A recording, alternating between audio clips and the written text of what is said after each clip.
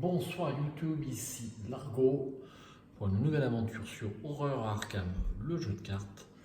Et ce soir, je vais jouer devant YouTube, donc le scénario numéro 6, là où le destin attend, qui va nous emmener à proximité de Dunwich, vers le pic de la Sentinelle, où un sombre rituel semble se dérouler qu'il va falloir interrompre très rapidement si on veut sauver Dunwich. Donc j'ai fait la mise en place.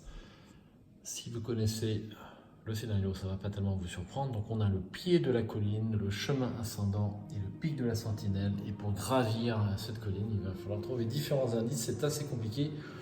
Je garde un mauvais souvenir de ce scénario puisque c'était là que je m'étais arrêté avec Finn Edwards sur Dunwich.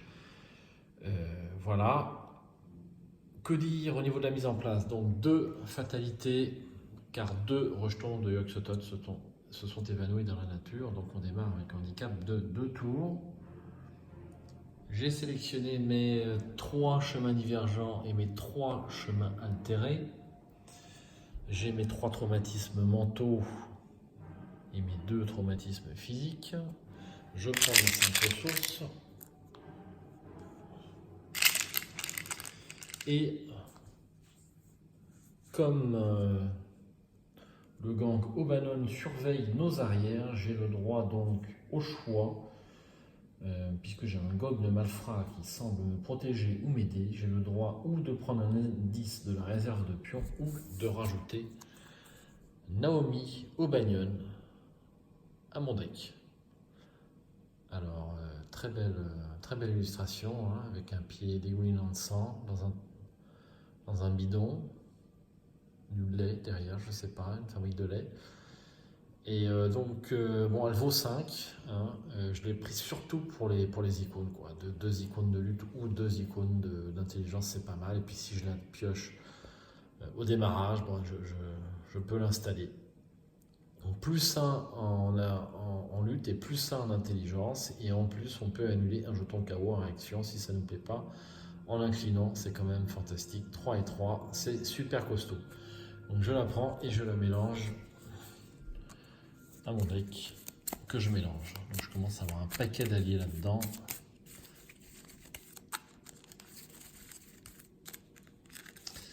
Et voilà, donc on va pouvoir démarrer. Je vais prendre 5 cartes. Alors, nous avons un digne de confiance. Nous avons Zébulon Watelet. Nous avons faiblesses qui sont nombreuses. Donc, dernier point sur la mise en place, j'ai rajouté un -5 dans le Chaos Bag suite aux instructions du scénario. 3e carte, chanceux. Une 4e, regardez ce que j'ai trouvé. Et enfin, Peter Sylvestre. Donc je vais garder Peter. Je vais garder Zébulon. Je vais garder chanceux. Je vais garder digne de confiance. Et puis je vais garder, regardez ce que j'ai trouvé. Ben, je garde mes 5 cartes. Voilà, c'est aussi simple que ça. Il y a juste ça, là, ça je ne garde pas, ça c'est sale. Je la remets là-dedans.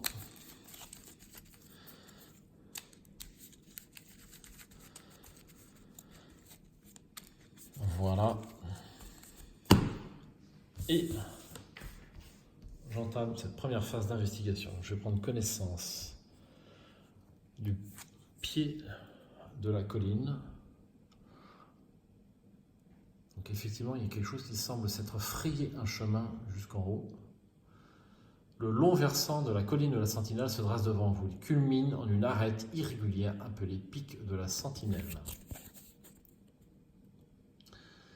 Alors, difforme et perverti. Donc là, vous voyez, c'est l'icône renouveau. Le pied de la colline est connexe à chaque exemplaire du chemin divergent. Forcez, après avoir découvert au moins un indice du pied de la colline, dépensez ces indices et mettez en jeu un nombre équivalent de lieux chemins divergents pris au hasard parmi ceux de côté. Abandon, je n'ai pas signé pour ça. Il est possible que j'abandonne, après tout. Et j'ai oublié de vous parler donc, de cette mise en place. Donc, comme on a abrégé les souffrances de Bishop, ces restes se sont transformés en ceci, un agglomérat de sphères. Pour mémoire, c'est un ennemi de la banque gagne toujours, donc on le génère dans le chemin ascendant. Et en plus, le reste de ce set de rencontres a été mélangé donc à l'épais deck de rencontres de ce scénario. Donc là, je démarre avec un ennemi chasseur direct. Et donc, effectivement, ne pas utiliser d'arme de corps à corps sur cet ennemi. C'est pas grave, je n'en ai pas dans mon deck. Le problème, c'est qu'il a 6 points de vie et que je n'ai plus de deck. Alors, on va mettre 3 indices là-dessus.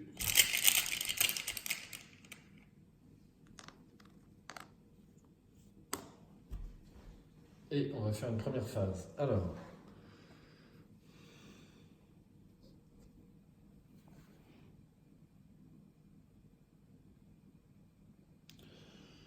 qu'est-ce que je fais? Donc, je vais installer Zébulon Watley pour 3.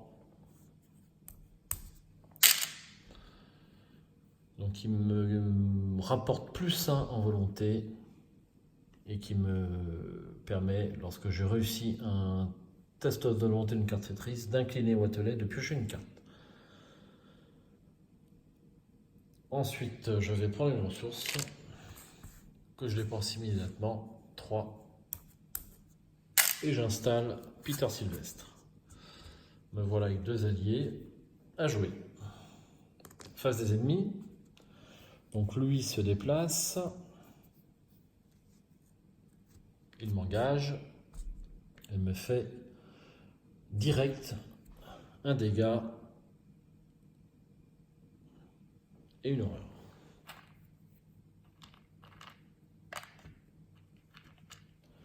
Alors le dégât c'est chez moi et l'horreur c'est chez Peter Sylvestre. Ensuite, alors petit oubli, mais non j'avais pas de ressources, je ne pouvais pas le poser. Phase d'entretien, une carte, Naomi et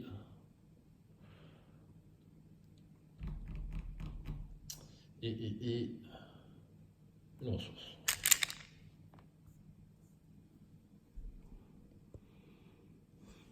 Une fatalité et une première carte rencontre. Aïe, alors ça c'est pas bon. C'est pas bon du tout. Lumière d'Aforgormont.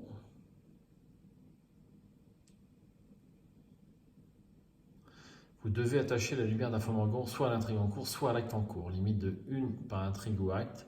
Traitez tous les dégâts comme des dégâts directs et toutes les horreurs comme étant des horreurs directes. Alors ça c'est la carte que je crains le plus sur cette campagne. 12, autant dire qu'il vaut mieux que je la mette ici. Alors là, je vois pas comment je peux m'en sortir.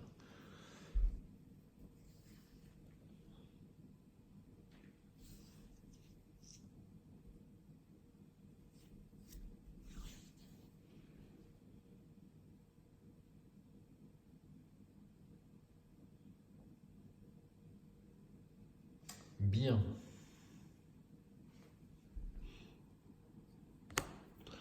Phase d'investigation pour Ashkanpet.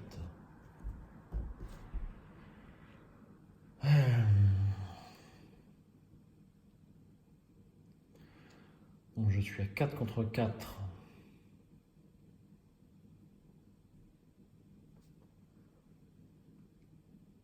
En évasion.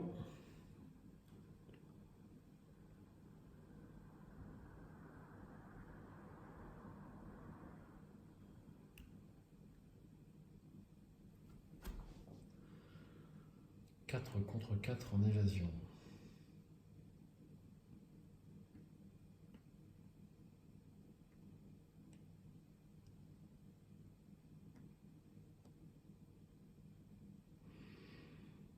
Franchement, je me demande si je ne devrais pas abandonner tout de suite.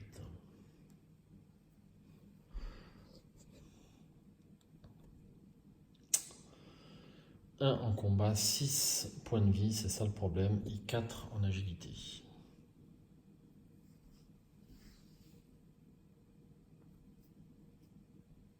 Tu peux survivre un tour, mais ça sera vraiment un tour.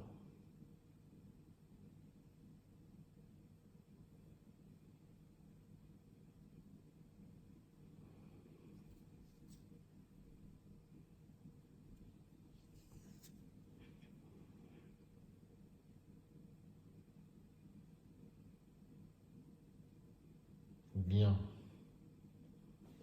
Une première action, je vais attaquer. Donc je fais qu'un point de dégâts à chaque fois, c'est ça le problème en fait.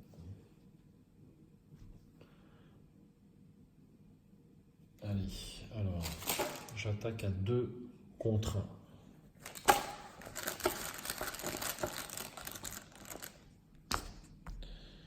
1. Elder Signe, plus 2, c'est réussi, un dégât.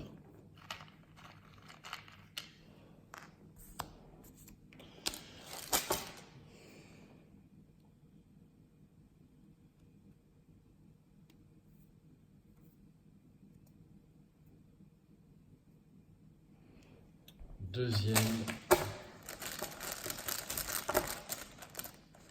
attaque. -3, c'est raté.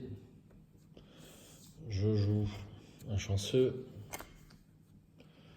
Ce qui fait que c'est réussi. Un deuxième dégât.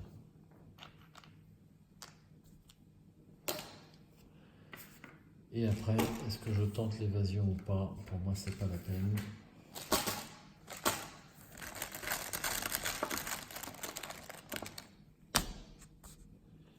-3, c'est raté. À jouer, je prends un dégât.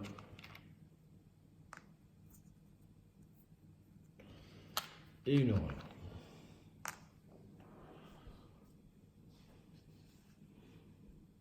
Je crois que c'est mort.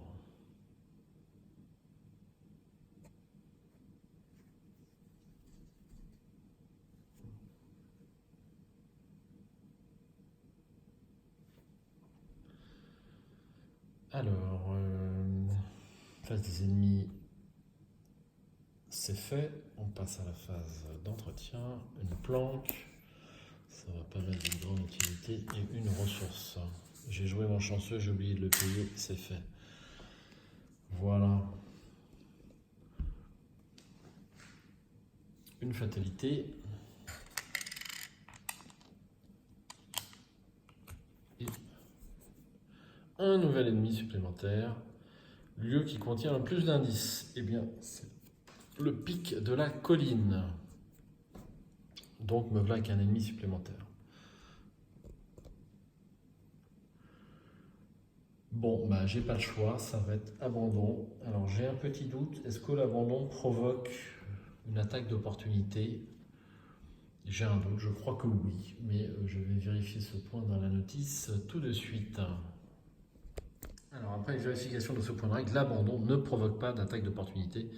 Je crois que j'avais fait l'erreur lors de l'une de mes premières parties où j'avais pris une attaque en abandonnant, ce qui ne m'avait pas tué, mais là c'est plus important parce qu'effectivement si je prends une attaque d'opportunité de ces 2 bestioles, eh bien c'est mort. Donc là, ça sera le scénario le plus rapide de ma carrière de joueur et sur YouTube. J'abandonne cette partie au pied de la colline. Je n'ai même pas gravi les premières marches du chemin ascendant. Je n'ai pas le choix, c'est pas la peine. Ce lumière d'Infogarden est terrible lorsque vous avez des traumatismes. Ça, c'est terrible. Enfin, j'aurais pu prendre une thermo, je ne l'ai pas pris. J'aurais pu le faire, mais j'ai misé sur les alliés. Et c'est insuffisant avec cette lumière d'Infogarden. C'est terrible. Bon, bah voilà, ça c'est réglé. Il me reste qu'à lire la conclusion de cette très courte vidéo. Et donc, si aucune conclusion n'est atteinte, tous les investigateurs ont abandonné ou été vaincus. Donc, j'ai abandonné. Bon, cherchant à obtenir des pouvoirs occultes venus d'au-delà du monde, les sorciers de Dunwich ont réussi là où Wilbur et le vieux Watley ont échoué. Par des sacrifices de sang et d'indescriptibles expériences, ils ont acquis les sombres pouvoirs qu'ils convoitaient. Ils n'auront cependant pas l'occasion de les utiliser. En suppliant le géniteur de Wilbur pour obtenir des connaissances impies, ils vont attirer la créature hors de son royaume extradimensionnel. Yog-Sothoth émerge de la faille située au-dessus de la colline de la Sentinelle, éclipsant le ciel et recouvrant le monde. Il règne désormais sur cette terre que les humains foulaient autrefois. Dans votre carnet de campagne, indiquez que Yog-Sothoth a brisé la barrière entre les mondes et ne fait plus qu'un avec la réalité. Chaque investigateur devient dément et les investigateurs ont perdu la campagne. Eh bien, j'avais déjà eu cette conclusion avec Finn Edward, donc ça ne change pas, malheureusement. Bon, c'est déjà pas mal d'être peut-être arrivé jusque-là, après tout. Mais je suis déçu parce que Yog-Sothoth règne sur le monde à présent. C'est quand même fâcheux. Voilà. Eh bien, ça va être la conclusion de cette très longue, ce très long épisode Ashkanpet. Donc la zélatrice plus l'héritage de Dunwich renouveau derrière. Au début, j'avais fait ça juste pour tester le deck, pour pouvoir le jouer en multi. Et puis finalement, ça s'est transformé en une campagne solo complète, non dénuée d'erreurs. Hélas, donc je crois que la plus grosse que j'ai faite, c'est de ne pas générer le dévoreur du dessous dans le troisième scénario de la zélatrice. J'ai laissé les cultistes, mais j'ai oublié de générer le grand ancien. Donc peut-être que je m'en serais pas sorti, je ne sais pas, mais bon, c'est une erreur quand même assez importante, il faut bien le dire. Donc je crois que je rejouerai zélatrice, j'espère avec cette fois-ci 0 erreur. Bon, chaque partie que je fais me rapproche de la partie sans erreur, sachant que même en étant très expérimenté, c'est difficile parce que 3 heures ou entre 2 et 3 heures de concentration avec un jeu avec autant de texte sur les cartes, eh bien, 2 erreurs sur 3 heures de jeu, finalement, c'est pas beaucoup. Ça paraît immense lorsqu'on regarde la vidéo, mais sur le temps de jeu et la concentration que ça nécessite, de toute façon, vous en êtes aperçu en jouant en solo, c'est super dur. Donc la meilleure configuration pour moi, pour les erreurs, c'est 2 joueurs. C'est-à-dire vous n'avez pas trop de cartes en jeu, votre voisin est à côté de vous, vous pouvez regarder un petit peu ce qu'il fait, regarder un petit peu ce que vous faites. Et c'est là que les erreurs, les misplays sont le plus détectés. Après, à 3 ou 4 joueurs, vous avez une grande table. Ça devient parfois un petit peu fouillis, il y a beaucoup d'indices, il y a beaucoup d'ennemis, il y a beaucoup de choses. Et là, même s'il y a 3 cerveaux, eh bien, il peut y avoir un petit peu plus d'erreurs qu'à 2 joueurs. La différence entre les deux n'est pas énorme, entre 2 et 3 joueurs, mais pour moi, elle existe quand même. Et entre 3 et 4, pour moi, il y a guère de différence. C'est quasi un petit peu pareil, sauf qu'à 4 joueurs, c'est super long, c'est super intéressant, mais c'est super long. Enfin, c'est assez long, on va dire. Voilà pour ce que j'ai à dire sur les erreurs en jeu. Prochain investigateur que je vais jouer, je pense que je vais rejouer Survivant. C'est une classe qui me plaît bien et j'estime que pour bien jouer, il faut vraiment pratiquer une classe ou un deck. Et donc là, je commence à bien connaître les cartes Survivants après ces scénarios et j'ai envie de rejouer Survivant. Donc je pense que je vais jouer Yorick en solo.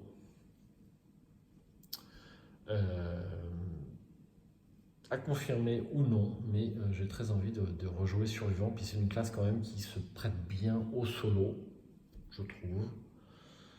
Il y a quand même pas mal de points forts. Reste à déterminer quelle campagne je vais faire. On va voir ça. Donc il me reste, j'ai une campagne à 2 joueurs en cours et une campagne à 3 joueurs en cours. Donc le cercle brisé et la civilisation oubliée. Donc ça fait déjà pas mal. Donc je ne vais pas être trop impatient de redémarrer une campagne en solo. À voir. Voilà, c'est tout pour ce soir. J'espère que vous n'êtes pas trop déçus parce que vous n'allez encore pas voir le dernier scénario perdu dans le temps et l'espace, tout au moins en solo. Je l'ai déjà joué en multi, je ne sais plus si je l'ai filmé, je ne m'en souviens plus, mais je crois pas d'ailleurs, on l'a pas filmé. On faisait pas de vidéo à l'époque. lorsque on a joué Perdu dans le temps et l'espace. C'est un scénario assez compliqué au niveau des lieux qui arrivent, qui sortent du jeu, qui reviennent en jeu. Enfin, il faut faire super attention. Mais ça ne sera pas encore pour cette fois que je jouerai ce scénario devant YouTube. Merci d'avoir suivi cette courte vidéo. J'espère à bientôt sur la chaîne. N'hésitez pas à mettre un petit pouce et puis à vous abonner si ce n'est déjà fait. J'espère un jour avoir 1000 abonnés pour faire une partie en direct. Ça me plairait bien. Avec échange ou non avec les viewers. Mais je trouve que ça pourrait être une expérience très sympa de faire une partie avec de multiples avis sur ce jeu, hein, c'est-à-dire que le joueur pourra tenir compte ou non des avis des internautes pour jouer ces actions. Donc ça peut être intéressant à faire. Pour pouvoir faire ça avec un iPhone, sauf erreur, il faut 1000 abonnés. Hein, voilà, sinon on peut faire ça avec une webcam connectée sur un PC, mais c'est pour moi pour l'instant un petit peu plus compliqué. Et j'aimerais tenter ça, on va dire, après une partie en live d'essai. Je voudrais faire une partie en quelque sorte interactive avec les internautes pour voir ce que ça donne, si c'est amusant ou non. Voilà, à ciao, bonsoir, et puis j'espère à bientôt. Investiguez bien.